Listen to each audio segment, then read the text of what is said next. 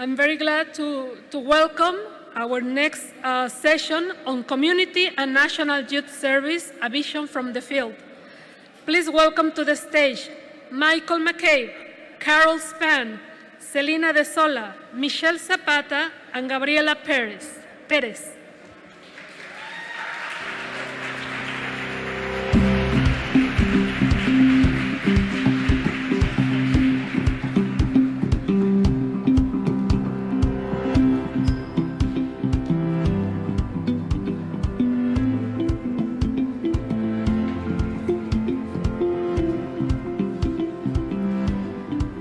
All right, good morning. Bienvenidos. ¿Cómo están todos? ¿Estamos bien? Excellent. My name is Mike McCabe. I am the Regional Director for Peace Corps across the Americas and including the Pacific. It is wonderful to be with all of you, especially these folks over here. We've had our back to you all day, but want to thank you all for your commitment as being part of the Summit of the Americas. And in particular, I want to thank Luis and Valerie and the OAS team. I think everybody in this room has probably organized events before, and you know how hard it is. So I want to give a big applause first to Valerie and the OAS team and YBT. So they had mentioned 2018, the YABT and the Summit of the Americas was in Peru. And at that time, I was the agency senior advisor on youth for USAID. And we heard loud and clear from young change makers and social entrepreneurs there that they really wanted support to build out a platform to network young change makers for the impact that they were having. And again, you know, sometimes we hear people still make that mistake of saying that you are the leaders of the future. The folks in this room, you've been leading for quite a while. And the challenge isn't so much about leading right now, it's about collective impact. Each of you could be leaders at what you do, but if you're not able to mobilize that collective impact, we don't see that change at the system level. We don't see that change in the communities and at the national level. So this year, 2 years into the pandemic, what we want to talk about today is how do we build that infrastructure that allows us to have collective impact? And what is the role that each one of you can play? And I would guess that each of you has a journey that you could get up here and tell. What was your journey to be here today in Los Angeles? To be a leader, whether in the private and the entrepreneurial sector, the social entrepreneurial sector, or as a community leader. And so I want to really briefly do something. I know you just stretched, but you were sitting there quite a long time. But I'm going to ask you to give us a little bit of knowledge about who's in the room right now. And if you're watching virtually, you can do it too. So I'm going to ask 2 questions. And after each of the questions, I'm going to give you some options. And if that option corresponds to you, I want you to stand up briefly. So this allows us to see kind of who's in the room with us right now. So the first question is, think back to where you started, that moment where you started. If you started your life and commitment to service and volunteer action and stuff as a school-based volunteer, so you're doing service learning, project-based learning, I want you to stand up for a second. Just stand up. If you started out in schools, that goes for you guys too. So if you were school-based, all right, thank you. All right, you started in schools. All right, that's one path. You can sit. If you started with a faith-based organization like Pastoral Juvenil or another faith-based organization making an impact on your community, stand up. Who started as a faith-based organization? Anyone? I'll tell you, I did. All right. How about if you started with a community-based organization like Techo para mi país or others, or if you've done a lot of your work through community-based volunteering, stand up. Okay? Number of people started out through community-based organization. Last one, if you ever did national service, so where are my Mexicanos? Servicio Social de Mexico or Servicio País de Chile. If you've ever done national service, stand up. All right, last one. This is where, if you're not there, this is where you're going next. If you've ever done global service, so you've been a volunteer for Peace Corps, for Atlas Corps, for something else, stand up. All right, there, I love it. Look at all these people. They have served locally, nationally, globally. Thank you, have a seat. So what we want to talk about today is how do we build out the infrastructure?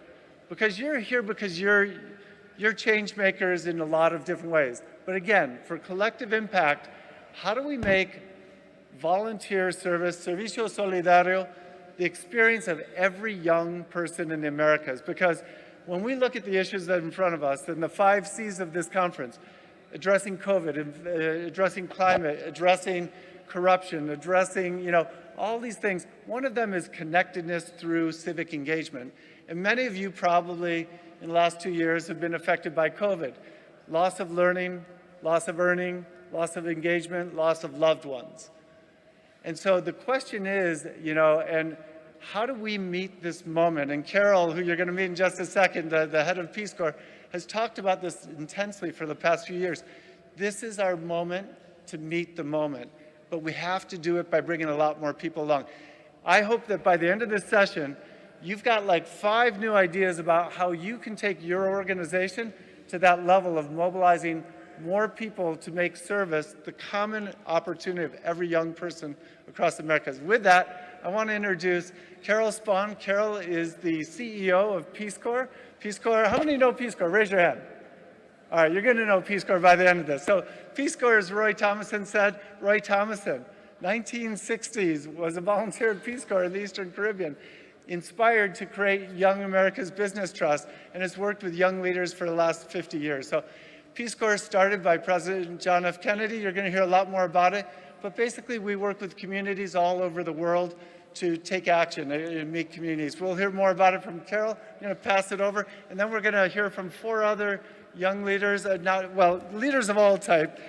Michelle Zapata from Atlas Corps, Selena De Sola from Glasswing, Jorge Delgado from Peru and Peace Corps, and Gabriela Perez Albarcin from AmeriCorps and Red Cross. But over to Carol.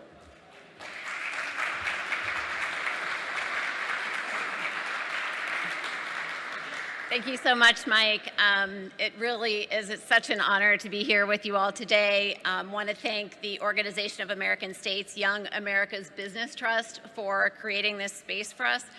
And I can't tell you really from the bottom of my heart how exciting it is to be here with you all in person. And for those who are joining virtually, welcome. It means so much, just the energy, the enthusiasm, the excitement of being together and connecting as human beings after the last 2 years just means so much. And I want to thank you all for caring enough to show up, because I think even that can be hard sometimes these days. Also for the energy, the creativity, and the commitment that you bring, because as Mike said, that is exactly what this moment in history requires of us. But I want to take you back a little bit, back to when communism fell across Eastern Europe, when armed conflict broke out in the former Yugoslavia, when the HIV pandemic was raging around the world, disproportionately affecting poor and marginalized populations. For the record, if any of you were trying to guess, this was the early 1990s. At that time, I was just a few years into my corporate career in accounting. Very exciting. I know you're all jealous of those early years. And what was happening around the world led me to quit my job at KPMG Peat Marwick, much to my parents' dismay, and join the Peace Corps. So I served as a small business advisor in Romania shortly after the fall of communism, just 4 years after the fall of communism, in fact, which was also right around the time when the internet was released to the public. It hardly seems possible given where we are today, especially with all of the forums on digital inclusion and other technology solutions that are on display at this conference. I honestly didn't think I was that old until I started telling volunteers that I served way back when email was just starting to be a thing, and we were very excited about it at the time. But that decision to answer the call to service has defined the rest of my life, my career choices, my values, my action, my purpose. And I'm not the only one. I've heard time and time again about how a service year or two changes the trajectory of your life, often because it requires us to stretch way beyond our comfort zone. And once you're out there, once you are out there way beyond your comfort zone, there is no going back. There's no going back to that safe space because you've seen the need and you've seen what's possible. So let's flash forward to today. Scientists are warning that we are at a now or never, no turning back moment for climate change. We all know the COVID-19 pandemic has impacted each and every country around the world. When have we ever witnessed something that impacted each and every country around the world, causing tremendous isolation and divisiveness, killed more than 6 million people, set back development progress, including right here in the US? We have global conflicts such as Russia's invasion of Ukraine that are causing destabilization and threatening a global food crisis. I could go on. And this can be daunting. And if you felt overwhelmed, angry, confused as to the state of the world, you are not alone.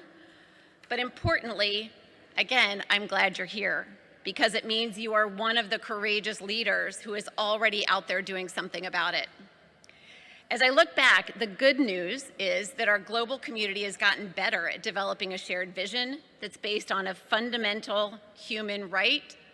We've gotten better at working together across nations, across cultures, across languages to meet this shared vision.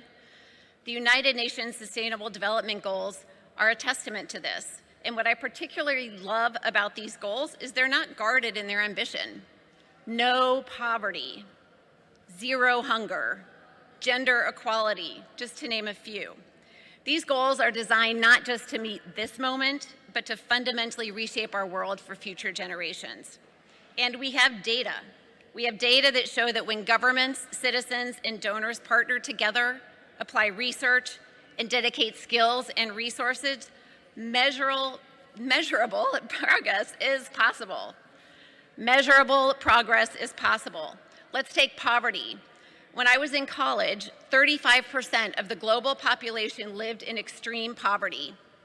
In 2018, the last year for which we have current data, the share of the world population in extreme poverty had fallen below 10%. That is incredible. In 2019, 86% of people in the world had a basic education or higher. Vaccines, nutrition, malaria prevention, and improved hygiene have lowered the mortality rate of children under 5 years old by an astonishing 60%. And 20 countries, including some of the poorest countries in the world, have reached HIV epidemic control, something that was unthinkable even 20 years ago, and which resulted from unprecedented, sustained commitment at all levels, across borders, and at the last mile. It is very easy to be a skeptic, but global progress has been made and is being made by people like you who were not willing to sit on the sidelines and accept the status quo. I'm really looking forward to this discussion on the incredible potential of formal youth service programs to really, truly accelerate the rate of progress. Today, we have the largest generation of youth in history, 90% of whom live in developing countries. Youth service programs are a powerful way to unleash the skills and passion of the next generation in addressing the most critical local, national, and global issues, and in doing so to empower these change makers for a lifetime and to build bridges across difference. So during the panel, you'll hear about multiple innovative service models, and I'm very delighted for you to hear from our panelists. As the United States Peace Corps, we've been doing this work for more than 60 years. We've partnered with more than 140 countries, and we've sent 241,000 Americans to live and work alongside people in rural communities, to learn their language, and to integrate across cultures. And Jorge, who is here, will share more about our model later. But what you may not know is that we've also supported the development of national service models in Paraguay, Peru, and Costa Rica, just to name a few. Yesterday, Vice President Harris announced a new $50 million initiative through USAID to provide young people in El Salvador, Guatemala, and Honduras with paid community service opportunities, mentorship, and a path to future employment. This is part of a larger effort by the Partnership for Central America. It brings in private sector donors, foundation partners, and Glasswing, who you'll also hear from today, with technical support from the Peace Corps. And it is just so incredibly exciting to see how much interest there is in expanding these kinds of opportunities in other parts of the world. It is our hope that changemakers will have the opportunity to do their part, however big or small. And we look forward to an ongoing community of learning between various organizations to support the growth and development of community and volunteer service and to make this vision a reality. And by the way, Peace Corps is now recruiting for 30 countries around the world, in case you're interested. So we are living in an increasingly connected world. I think that's been made clear. And the pace of change can be both overwhelming and exciting. And I often sit back and wonder how history will look back on this time. Will we emerge scarred but more united? Or will isolation and divisiveness prevail? Will we adapt to prevent further climate chaos, as some people call it? Will COVID-19 be our new reality? Will it continue to disproportionately impact communities of color here in the US and vulnerable communities around the world? Or will our resolve be strong enough to keep fighting? That answer is not the mandate of politicians and world leaders alone. We all have an important role to play. And I am just so encouraged and confident knowing that we have the strength and creativity of young change makers to help lead the way. Thank you so much.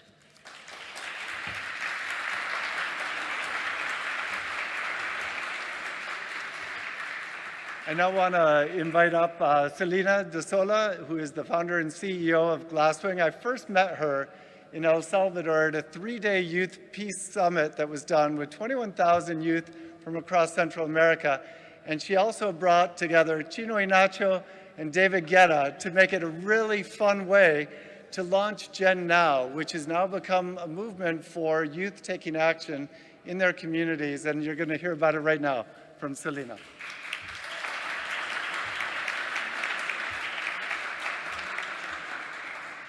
So I'm going to put a timer because I don't want to take more of my time. So just so you guys know, I'm not checking my WhatsApps or anything. Thank you so much. I'm really excited to be here with all of you. Thanks for having us. This is a really exciting event because it brings together so many of us from so many different places. And you know, that we were talking about this festival. Since then, Chino y Nacho have never played again. So hopefully we didn't do anything to break them up.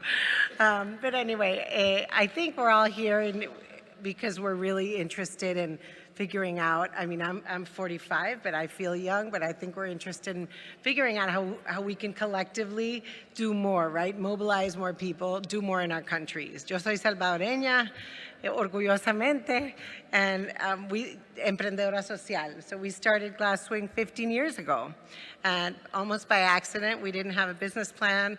We didn't have anything. I can't even really use Excel very well, but we had this idea, right, of how we could, that we wanted to do something. We didn't really know where to start, and volunteering has always been a really important part of that, because even if you don't know where to start addressing all these crazy challenges, there's something about volunteering that, you know, brings it into something very human, very basic. And so for us, starting this organization that is now in 10 countries with lots of people, you know, doing this big Service Corps movement with tons of partnerships, I think we always kind of try to bring it back to that. What does it mean to volunteer and to do service?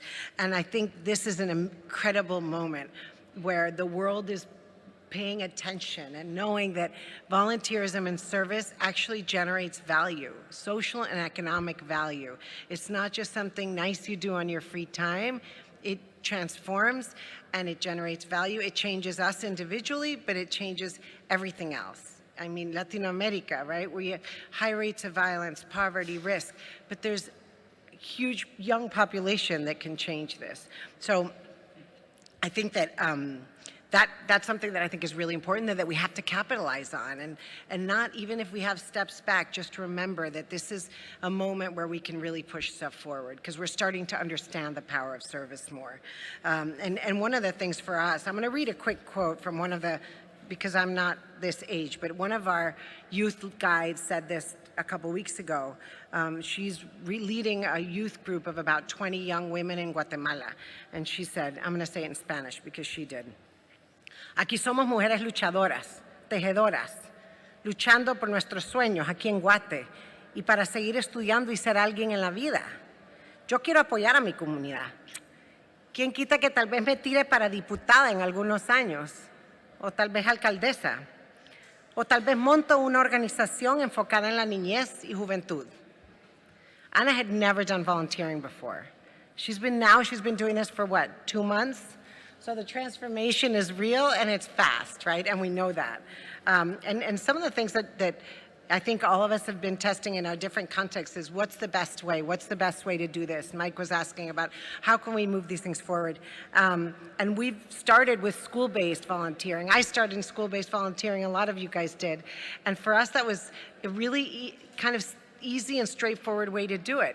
And we've been working in public schools, and a lot of other organizations have, organizations, many of which are here actually also. And that's worked really well for us because it does build on this kind of infrastructure, the convening power, a safe place. We need safe places for this. And what's interesting is that working through like school-based volunteering and positive youth development, safe spaces, which is super important for volunteering, and fun, because if it's not fun, we won't keep doing it. I think that's an underrated, important ingredient. And then what's interesting is that now that's evolved into more formalizing this idea of a service corps.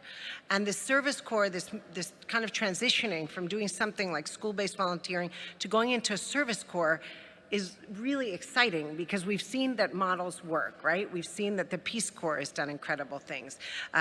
City Year, Atlas Corps, AmeriCorps, so many institutions, Points of Light and Hands-On Network promote volunteering all over the world. And we've been learning and drawing from all these things, and we continue to, right? I think sometimes armamos el avión mientras volamos, mientras lo volamos. We're learning and talking to a lot of people and gently stalking a lot of people till they actually answer. And it's been a really incredible experience because we had never paired stipends with volunteerism, which has been really interesting and a huge learning. So that's something that's been really interesting for us. And we were able to start it with support from the Howard Buffett Foundation, so the private philanthropy. And that's one thing that I think is really important for all of us here to think about the role of private philanthropy in innovating. If you guys are starting initiatives, if you're social entrepreneurs, volunteer leaders, mobilizers, philanthropy is a good space to try to bring people in and say, do you want to become part of this? This is exciting. So it's not a power dynamic like, please fund me. It's more, do you want to become part of this exciting thing? And I think another thing is just kind of this idea that a 1,000-mile journey starts with one step, right? And being okay with that, that sometimes it'll be slow, sometimes it'll be fast. And how do we get people involved? Like, how do we get more people engaged? These big volunteer projects are great ways to get people engaged. Makeovers and communities have been useful for us to get volunteers. If they've never done it, fine, don't commit to 2 hours a month or 2 hours a week. Come once, and then you kind of get them hooked in that. So we've been kind of studying what other people do and trying to do the same in Central America, mostly Mexico, Colombia. And again, I think I want to echo that right now I feel like there's all this push behind it. So it's a really great opportunity for us. Some of the challenges that we've faced obviously is funding, and I think that I'm excited to be on the panel with all these different friends and colleagues because partnerships are really helpful, even though sometimes we compete to access funding, whether in private investment or nonprofit, but partnerships are really, really key for that because we have different strengths, right? So some of us are really good at some aspects of this and some at others. So I think not just with other NGOs, but also government, even though it's super complicated sometimes to work within public systems, it's not as complicated to go to one school, right? Or one clinic or one institution that is public and then generating a demand for what we're trying to do that's real. And then obviously we're all here because we believe in the power of youth. Like we need to change the narrative. Young people in Latin America are not a liability, they're an asset. And we need to get away from the stigma that we've been facing for so long. And then everything we all know, right? Just keep asking questions. We need to ask each other questions. And we have, I think we all here have big visions for what we want to do and how many people we want to reach. But I think I want to just close with one other quote that I love, because I think if we can kind of keep this in top of mind, I think it's been helpful for us, and I want to mention it, by Margaret Mead. Never doubt that a small group of thoughtful, committed individuals can change the world. In fact, it's the only thing that has. Muchísimas gracias.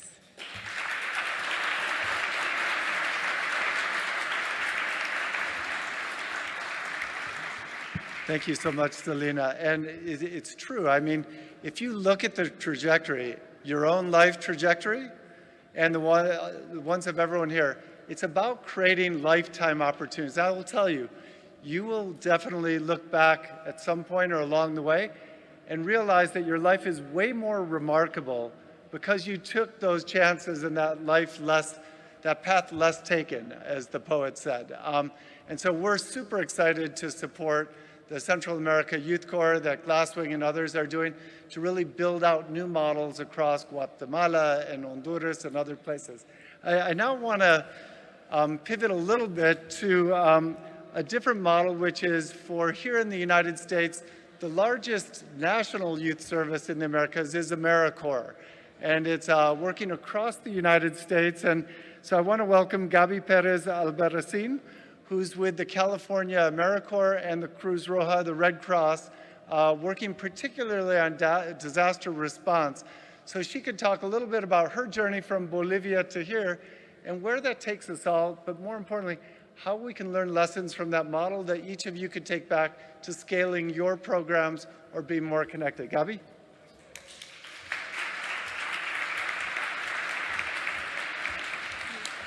Thank you, everyone. It's an honor to be here addressing you, and I'm so sorry. My voice is kind of raspy, so I apologize. But I'll do my best. It really is a pleasure to be in front of such big leaders and you guys that made it here. So I want to thank you for being here. I know you're going to hear a lot, but really, you're showing up for everybody. So thank you. Let me tell you a little bit about me. My name is Gabriela Gabi Perez Albarracin, and I am from La Paz, Bolivia. I started my journey to service really young, actually not knowing I was serving. I was going with my dad to his job, right, Caritas Bolivia at the time, and he was making me sort through things, cots, blankets, donations, because we would get those when an emergency happened. And I really didn't know what I was doing, but I got hooked. Through college, I decided to do my own things. I got involved with IASIC. I don't know if you guys heard of it. Great, yes. So I got involved with IASIC, and I traveled to Colombia, and I served there as well. I worked with youth that had some problems with addictions. So that really pushed me out of my comfort zone, like you heard before. So I wanted more. I moved to the US, and I looked for opportunities to volunteer. And I was very fortunate to find the Red Cross and AmeriCorps. So you heard about partnerships a little bit, and I am going to continue with that path. So who here has heard of the Red Cross? If you can raise your hand. Great. The Red Cross, the Red Crescent? Yes. So big humanitarian movements, right, that have millions of volunteers that move many, many resources, right? They are present in more than 150 countries, and they mobilize people in an amount of hours, right? But how do we do this? And what can you take from this model? Think about a chair. I don't know if you guys crossed through a chair in the parking lot. Like there's a huge chair. But think about a chair with 4 legs. One of the legs are volunteers. 90% of the local Red Cross or their workforce are volunteers. So never underestimate the power of volunteerism. The next leg, it's employees, of course. We need employees that are behind the scenes, right? Making everything happen. The next leg are donors. Donors that donate not just money, but their time and assets and resources. And last but not least important, we have partners. Public partners, private partners, government organizations. And that leads me to talk to you guys about AmeriCorps. So AmeriCorps is a federal entity that is funded by the Congress. So how do we work with AmeriCorps? So usually what AmeriCorps does is provide grants to organizations like the Red Cross and others to make changes to fulfill the needs that you all are facing, that you're all working to change. So that's what AmeriCorps does. We call ourselves like a brother or sister of the Peace Corps by local. So that's kind of like who we are. And you guys heard of the Peace Corps, right? Raise your hand if you heard of the Peace Corps. You just did, so everybody should be raising their hands. Thank you for that. So yeah, that's what we do. And then, so let me explain a little bit about the model of AmeriCorps. They have all these resources that come. We partner together, right? But who makes things happen? Members, right? We are all boots on the ground, and you have been boots on the ground, and maybe you're gonna start your own nonprofit organization sometime, and you're gonna partner with these government organizations. But members are the ones who make things happen. So why do we wanna be a volunteer? Why do we wanna serve, right? Well, it might be because of the experience, right? It might be because of the stipend, which is a very good motive to do. But here, AmeriCorps invests in your professional development. So at the end of your term of service, you get this grant that will help you towards college, towards higher education, because they want to invest in people, social, right? They want to make that change in you. So in California, we are very fortunate that our local Red Cross has a partner called California Volunteers who manage AmeriCorps. 80 programs of AmeriCorps that help 160,000 people in California. California is a big state, and I hope you guys get to see it. It is beautiful. But the need is greater. So that's where we are working. And that's what we do. We meet the critical needs of people here in California. So with that, it sounds great. We have the partners, we have the people, we have everything we need, and we make it happen. With the Red Cross, what do we do? So we respond to local disasters, which is very important. Due to climate change, have we seen more wildfires, mudslides, earthquakes, and things like that? Yes, we have, and we respond to all of those. We build capacity by managing volunteers, bringing more volunteers into the organization, and that gives all of our members the opportunity to become those leaders that they have inside, and that you guys all are. So we also prepare communities in case of emergencies. You really never know. You just need to be prepared, right? And I'm sure you all are here today. When you were packing, if you travel, what did you pack? I'm sure, I always overpack, so I'm sure we all are prepared. We all overpack sometimes. Before I end, I wanted to just share with you guys that not everything is easy. Everything has the challenges. But my team has taught me that challenges equal opportunities, and opportunities come from lessons learned. So that is the best way to take it. And I want to leave you with 3 of them that my mentor and supervisor has taught me, that my members have taught me, and they are here today, so hi. The very first one is learn how to navigate the system. Somebody walked the walk before you, right? So look at all these leaders here. Ask questions, reach out. Can you find them online? Yes, you can. Can you email them? Yes, you can. You should. Ask those questions. Don't be afraid to reach out. Second thing, be flexible, adapt. Maybe things are not going your way today. You know how it goes one day, the next day you don't know. But be resilient, right? Adapt. That's what we need. And you guys are showing that today. Last but not least, do not ever give up. Don't give up on your dreams. Why would you? You're here for a reason. You want to serve. You want to make somebody else's life better, right? So don't forget about that. So I want to leave you with a quote and kind of like a question for you. Who you are today will bring you closer to who you want to be tomorrow. So I want to challenge all of you guys today to take action, right? Challenge you today to continue to be that agent of change in your communities, that advocate that we all need. Show everybody what they can do and help them get to where they want to go. So, ¿quién eres hoy? ¿Quién quieres ser mañana? Thank you.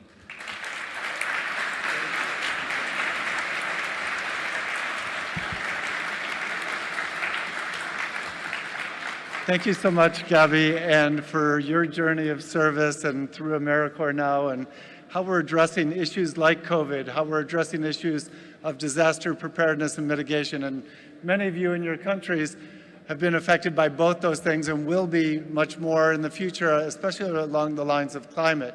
And when you think about AmeriCorps, as Gabby was talking about, it's 100,000 young people in collective action to address those issues, address the loss of learning that happened due to COVID. I was just in Colombia, and the Minister of Education said, you know what, we had 16% of our students did not come back to school. And those that have are suffering from a situation of convivencia, where they're coming back impacted by all sorts of aspects of being separated from colleagues and friends over 2 years. And so that's why having this collective impact of a model where you serve in teams with others is so important. And you may say, well, yeah, that works in the US, but what about in my country, with whether it's community-based, the way that Selena was talking about with what we're doing across Central America, or in other places. So I want to introduce Jorge Delgado from Peru. Jorge is our youth program manager for Peace Corps, but Jorge has also been working to create Sinovol with the Peruvian government to really make service the common opportunity of all young Peruvians. So, Jorge?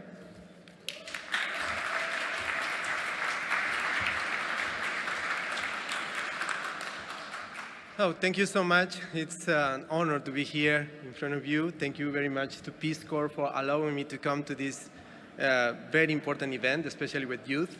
When I see you, I can feel that energy of youth, especially because I have a daughter. She's 20. And when I had the opportunity to talk to her about what we do in the Peace Corps, she's always asking me this question: why we don't have a Peace Corps in Peru? Why we don't have a national system in Peru? So it's something that has motivated me to do a lot of efforts to allow my host country, in this case Peru, to do the best to establish a national volunteer system that is required in many of our countries, I guess. So first of all, I would like to explain you how it looks like the Peace Corps. I know some of you have information about that already, but you know, the Peace Corps, since it was created in 1961, we promote peace and friendship in the host countries we are nowadays. So our main goal will be to generate this interaction between host country nationals and volunteers. So we will learn each other from each other. Volunteers will learn from Peruvians, Peruvians will learn from the volunteers as well. So we put a lot of emphasis in our interaction. We are really concentrated in creating also the capacity building in our community partners, because there are big things they can do, and we are there to support them. We are there to project all the energy, all the good intentions we have to develop our regions. So another important point to mention in regards to the Peace Corps is we have a presence in 60 countries right now. We are getting back because of the pandemic. Our volunteers had been evacuated, but now we're getting back. Last week, they got back to Peru, so we're really happy to restore the process in our communities, because you don't have an idea how many community partners had been requesting in the last 2 years, where is the Peace Corps? Where are the volunteers of the Peace Corps? Now we're getting back, and we're so happy to restore the process, to start again, and help them, support them in whatever they need to do. So there are benefits when you are in the Peace Corps, of course. When you are in service, there will be an stipend, there will be a housing, there will be also a medical support for you. There will be a safety and security support. There will be a technical support. I am a project manager. I will be there to support technically what my volunteers will require. But keep in mind that we are looking for the best way to create self-sustaining strategies in the countries we are working with. Also, right after your service, you might be able to get some benefits. especially in the educational aspects for ongoing opportunities in education, but also you will be able to get access to some government positions. So those are the main benefits. But also another important thing to mention, we have a big network of volunteers who are doing their services. We have 240,000 former volunteers right now, and this is a good experience because everywhere you go, you will find always someone who was involved in the Peace Corps. Now, remembering my conversation with my daughter, she was telling me, what do you do? What areas do you cover? I was explaining her that we have youth in development, of course, is my sector, but we have also health, we have education, we have agriculture, we have community development. So those are the main areas that we work for. And how it looks like when you want to get involved in the Peace Corps. So there will be a process. The first one is your application. You have to apply to be a volunteer. In this process, Peace Corps will evaluate who is applying, and there will some processes, some protocols to be followed. Then there will be an interview. You will be interviewed to be if you are okay to serve in our organization. If everything is okay, you will be invited to serve. You will come to us to serve in the country you will be selected. Then there will be an onboarding process and a staging process here in the USA, and you will go to the country. But in the country, you have to consider that there will be a pre-service training, because before going to your community, you will have to get into the culture. You will have to get into the technical information you require to do your service. But also, it's important, the language. Maybe you need to learn a foreign language to work in this specific country that you might be assigned. So this is how it works, the pre-service training. Later on, you will be closing your service. You will be ending your process with us. So there is a close of service ceremony, and also there is a close of service date, because you will be ending at a specific time. So you have to work on final reports. You have to demonstrate what was achieved in your community during this whole process you did your service. So that's how it works, our service model. We got interesting results. If you allow me to share, in Peru, for example, through the work with volunteers and promoting youth community service projects, we were able to increase in 5% the number of students in the superior education. It was a really, really good result we got. And also in one specific community in the north of Peru, we were able to reduce to zero the number of teen pregnancy rates in this community, which it was about the 11% in the community. So we were able to do that, and it was an effort between community partners, and volunteers, working together, doing the things together, because we expect they will be able to do on their own in the future, because Peace Corps will have a present, but then we have to leave, because the communities, they need to do things on their own as well. So thinking about this international service model that Peace Corps offers, it's so important to know that in Peru, nowadays, we have a national direction of volunteering. They have an intention to start a national service program, but there is a problem. They provide policies, they know about volunteering, they have regulations about it, but they don't know exactly how to do it. So here is where Peace Corps comes. What we are doing to support our countries, especially in Peru nowadays, we are providing resources, we have a staff that can provide all the experience, we have international events like these people can be invited to be part of. So we have a lot of resources to share, and that's the way how we are promoting the connection between the Peace Corps as an international service model with the intention of the Peruvian government to implement a national service program. What is happening nowadays, this process, it's very, very interesting, because now we are starting to project, especially virtual service participants, because we didn't have presential volunteers, so we were doing as well virtual service. So we had two participants doing the virtual service, helping the National Direction of Volunteering to work on their protocols. There is a very nice internet source that you can look in your cell phones or internet, is the name Cinabol. If you go to Cinabol, you will find that there is a way to get registration in the Peruvian government as a volunteer, and also you can register all the efforts that you might be doing in that moment. So Peru is well organized at that level, but they don't know how to actually implement a national service program. We will do the best. Now we have nominated the national director to be part of the International Visitor Leadership Program in the USA. So hopefully through this experience, the director will be able also to get more information on all the inputs she needs to implement the national system of volunteering. Then, just as to end my participation, I would like to share with you a very beautiful quote I learned in the Peace Corps, actually. This is a quote from Eduardo Galeano. He is from Uruguay, and he wrote this quote that I like very much. It's, "History never says goodbye. History says see you later."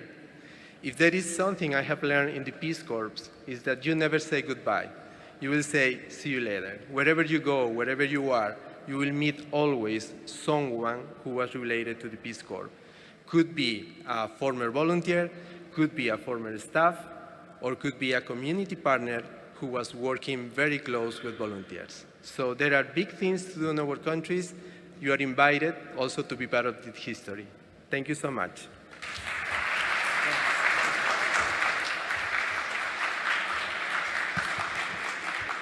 So as Carol said, we are taking applications to 32 countries right now for any of you who'd like to travel with Peace Corps and work for 2 years of service. And as Jorge was saying, what's so unique right now is how we're working together, not only with communities, which we've done for 60 years, but now working together with governments in different ways to look at how do we really strengthen those models that exist, whether they're school-based or national service or other community-based like what we're doing with Glasswing and others. I also, for those of you who are like, hey, you know, I'm not from the US, but I really do want to explore global service, I want to introduce Karen Michel, who is one of our wonderful members of Atlas Corps. And she'll tell you a little bit more about Atlas Corps and how it brings young change makers from around the world together in the US to do a year of service here and then bringing that back to strengthen their programs back in their country. Okay?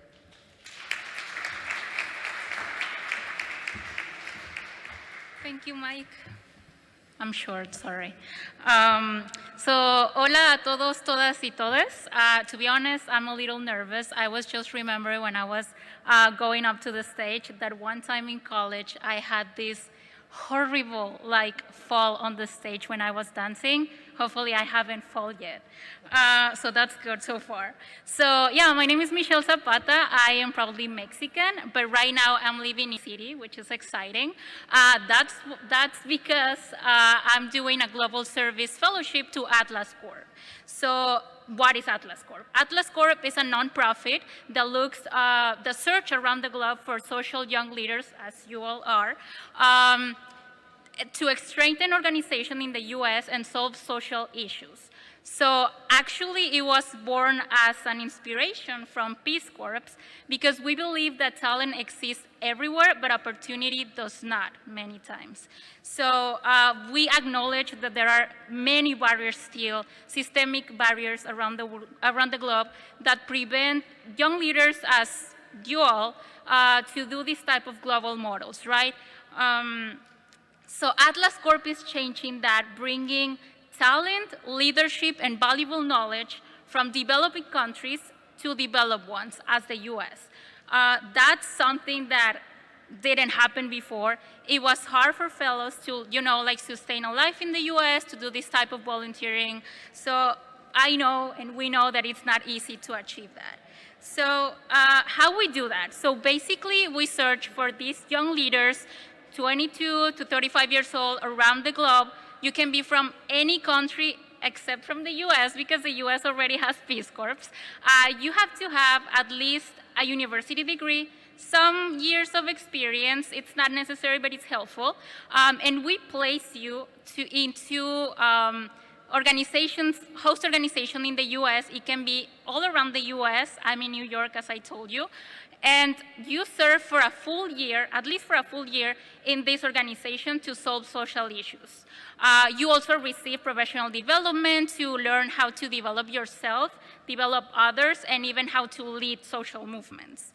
So as I was saying, one of the barriers to be able to participate in these volunteering experiences abroad many times are financial resources, right? I know it. But in Atlas Corp, we have a solution for that. So we have a multi-sectoral partnership model where we work with host organizations, we work with government and foundation, the private sector, and we also work with individuals. So the host organizations cover 60% of the cost to bring fellows to the US, and then the rest is divided among government, foundations, and individuals. But how can you be part of this opportunity, right? I'm going to give you a little background about myself, and then I'm going to give you 3 key advice on how to pursue a career in global service. So my first volunteering experience was in college when I decided to join the Amnesty International University chapter, which was, just a grupo estudiantil or extracurricular activity. I decided to volunteer there. That led me to Techo. I don't know if he already mentioned Techo. Is there any Techeros around here? Yeah, I see a few hands. That's amazing. I always get excited. So yeah, I then went to volunteer with Techo. Then after that, I was exploring some other NGOs, a lot of topics. I wasn't sure what I was passionate about, to be honest. I'm sure now, but I'm still discovering new passions. And so after that, many volunteering experiences, I got an internship and then a full-time position with Children International. And that's where I discovered that my passion was children and youth development. So all of that, just to tell you 3 key advice. I know everyone's journey is different, but I think this can help you all. It helped me. So first will be, your career should be a thread of options. So if someday you have a chance, an opportunity that you don't feel, you're not sure, you feel like that's outside of your pathway, just take it. It won't hurt to take new chances. If that wasn't the pathway, just go back. But don't miss on opportunities. Second will be volunteer locally and nationally first. You hear about experiences of that. And why will I recommend this? Because you have to learn first what is your passion, what you're angry about, what makes you sad, what are the problems in your community, in your school, in your city.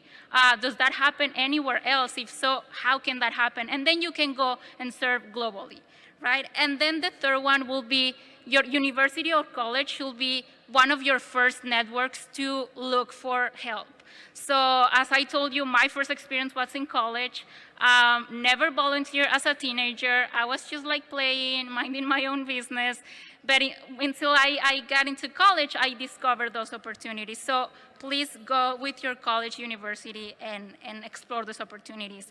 And so to almost wrap it up, what this fellowship looks like for me, for example, during this year in New York. Last weekend, I was just volunteering with public schools in New York City. One day, I was teaching teenage girls about music and dance in Mexico and how that's part of social change, right? I was showing them songs such as Latino America by Calle 13 and how that has a huge social impact. The next day, I was being led by a teenage girl of 17 years old on how to paint classrooms in a school in the Bronx. So I was being immersed in the local community, right? So global service do that. It breaks down barriers among people, among countries, and among cultures. So to finish this, how can you participate? You just have to go to our website. You have to look for atlascorp.org, atlascorps.org, and you can all apply for that. Basic information, it's so easy, and it's a huge opportunity. You can learn about our programs, and to finish this, I want to say a quote that my friend Edwin always says, and that Mike somehow addressed that before, is that youth is not just the future, right? youth is the present. Las juventudes somos el presente. So you have to take that chance and you have to make your privilege into action. So thank you so much.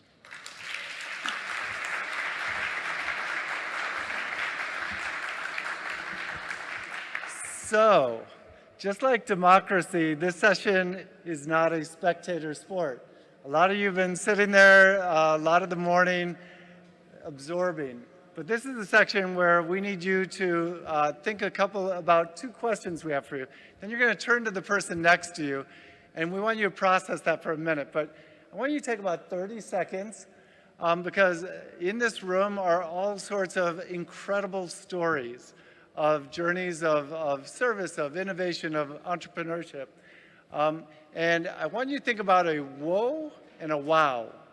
So for English, this is whoa is like, man, what I just heard there that concerns me about, like, how would we do this in my organization or in my country? That's my whoa. It's like, whoa, how would we do it? And the wow is, one thing that I just heard that really struck me, that excited me, was this.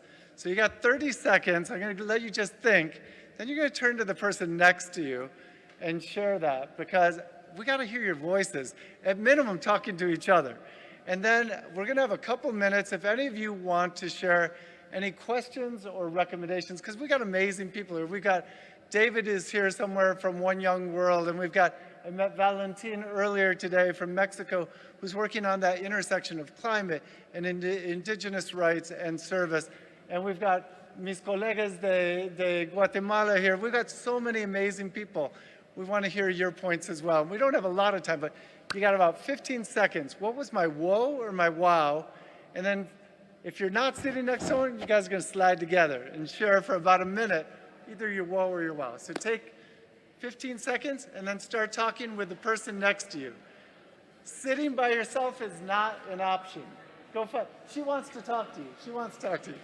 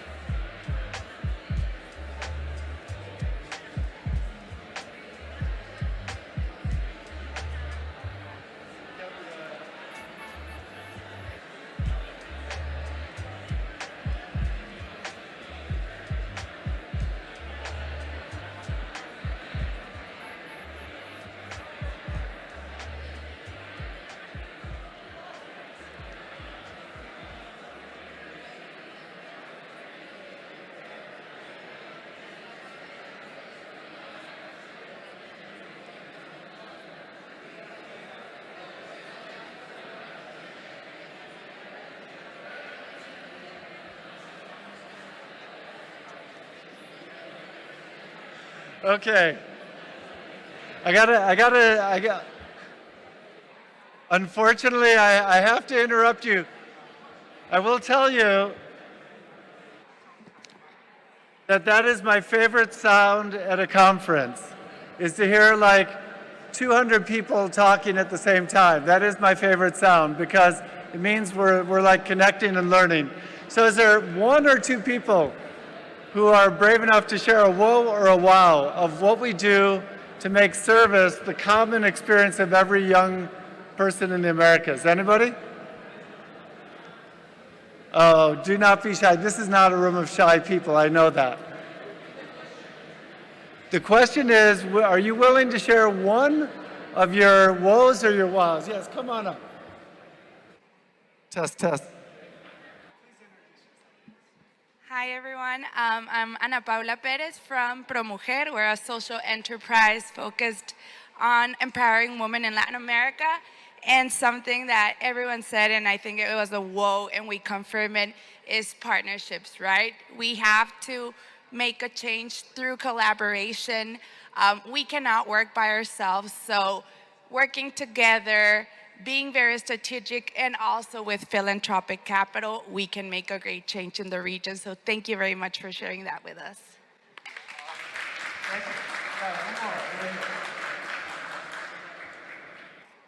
By the way, I mentioned that in the 2018 summit, the young leaders like you said we needed a platform to network us. So we worked with about 50 of the young leaders to build youthlead.org. And today there's 15,000 young social entrepreneurs and change makers who network every day with about 4,000 resources, funding, training, exchanges. So if you're interested, that's one of the things that comes from sessions like this. Yes. Pero en español, solo Spanish. Ok, en Guatemala estamos trabajando un modelo que se llama Juventudes Rurales Guardianes del Bosque. En Petén, que es el segundo pulmón de Centroamérica, está la biosfera maya. Y entonces allá se ha organizado la sociedad civil que está dentro de la selva para conservarla y volverse guardianes de la selva. Entonces se le ha extendido permisos especiales para que ellos realicen un aprovechamiento moderable de la madera y también de los recursos naturales.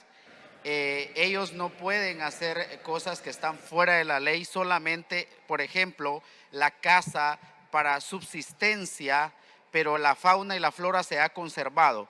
Entonces es un modelo a nivel mundial el país de Guatemala, porque ahora ellos mismos cuidan el bosque y el medio ambiente así se ha conservado. Otro logro importante es que a través de las mesas de diálogo que hemos realizado como Juventudes Rurales es el poder reducir la quema.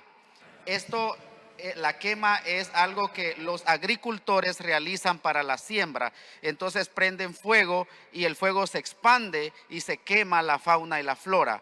Entonces nosotros en la investigación hemos buscado nuevos mecanismos para que ellos ya no puedan quemar, sino que ahora puedan usar fertilizantes, puedan usar la fumigación y otros aspectos para que ahora ya no quemen. Y se bajó este año un 45%. Esto significa que tal vez solo un 6% de la cantidad que quemaba anteriormente ahora quema. Y esto lo hace a través de la supervisión de los líderes comunitarios con rondas. Rondas son la limpieza que se le hace a un tramo para que el fuego no pase de los territorios privados al bosque.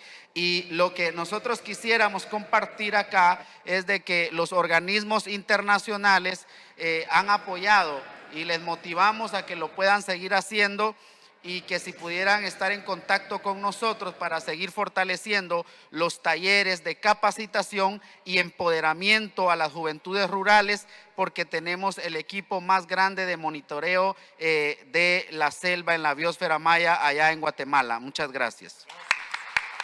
Muchísimas gracias. Ok, vamos a dar la última palabra porque tenemos otra sesión. Si quiere pasar a este micrófono. Brevemente porque tenemos otro grupo detrás de nosotros. Straight ahead.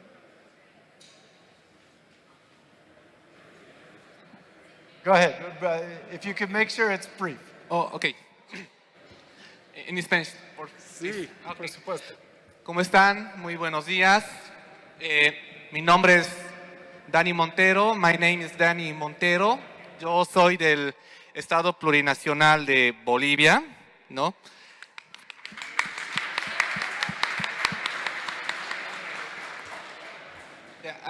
Pues la pregunta es, el wow, o sea, ¿qué es lo que me ha sorprendido al escuchar a los exponentes? Pues yo voy a tomar la palabra de la última expositora, que realmente sí me llegó el mensaje que nos indica, ¿no? La juventud no es no es el futuro. En Bolivia se maneja mucho, el gobierno lo está manejando mucho, indica, no, la juventud es el futuro. Pero tenemos que darnos cuenta que la juventud ya es el presente, ya es actor principal para tomar acciones fuera de lo que el gobierno, o en el caso, ¿no?, de Bolivia, nos dé algún tipo de espacio, cosa que es limitado para los jóvenes en Bolivia, sinceramente. Los jóvenes no tenemos tanta participación cuando ya el gobierno quiera afrontar, ¿no?, algunos problemas, ¿no? Por ejemplo, en temas ambientales, la quema de la chiquitanía boliviana ha sido un tema muy difícil de controlarlos en sus tiempos, ¿no? Porque era de la Amazonía, de Sudamérica, ¿no? Entonces los jóvenes no podíamos tener mucho acceso a poder colaborar, a pagar, ¿no?, este desastre ambiental que preocupaba mucho y que mayor parte de la biodiversidad boliviana por allá. Era totalmente una lágrima, o bueno, decir, ver una bastante tristeza que el corazón de Bolivia, ¿no?, la chiquitanía que daba la vida de nuestro país, esté quemándose y los jóvenes no podamos tener ese apoyo para que nosotros también apoyemos a quienes estamos gobernando. Nosotros estamos viniendo, independientemente de lo que el presidente de nuestro país ha ido manifestando, ¿no? El señor presidente Luis Arce Catacora no está viniendo aquí, él no va a venir. Nosotros como jóvenes necesitamos ser escuchados, necesitamos ser los principales actores en nuestro país. Entonces nosotros, a garra y espada, junto con otros 2 compañeros que estamos aquí de Bolivia, pues estamos viniendo a hacernos escuchar frente a muchas problemáticas que tenemos acá, ¿no? Entonces, para finalizar, perdón, yo pido a todos los jóvenes de aquí presentes de las Américas que puedan escucharnos y que también nosotros las podamos escuchar y buscar propuestas innovadoras en materia ambiental y en materia climática. Excelente. Muchas gracias. Gracias. Ok, 30 segundos, la última palabra. 30 seconds, if you don't mind. Hi, my name is Diana. Can you hear me? A No? little louder. Okay. ¿Allí mejor? Okay. Okay. Hi, my name is Diana. I'm from Cali, Colombia, and I am representing Almas Artesanas. This is an entrepreneurship which we work with different artisans from challenging backgrounds in order to help them to connect their work with clients around the world. In Colombia, almost 80% of artisans earn less than a minimum wage for their work. So we are creating this same work for them and helping them to connect their work to provide a better life and better conditions for their work. Thank you so much. I want to thank each and every one of you for the work that you're doing. And we have a gift and an ask. Here's our gift. We're going to send out through the organizers a list of some of the best links to resources on how to strengthen and grow community and national service models around the Americas. And we hope that you'll join the ask. And the ask is we want to create a community of practice to make service the common experience of every young person across the Americas. So please feel free to come up to us today or tomorrow if you're interested in getting more engaged, and look to that document that has it. I want to thank each of our panelists today for the journey of service that they shared and the impact that they've been able to share. Hopefully you've drawn a couple of examples that you could use with your organization, or if you're interested, join AmeriCorps, join Atlas Corps, join Peace Corps, or just create your own and build it. Thank you.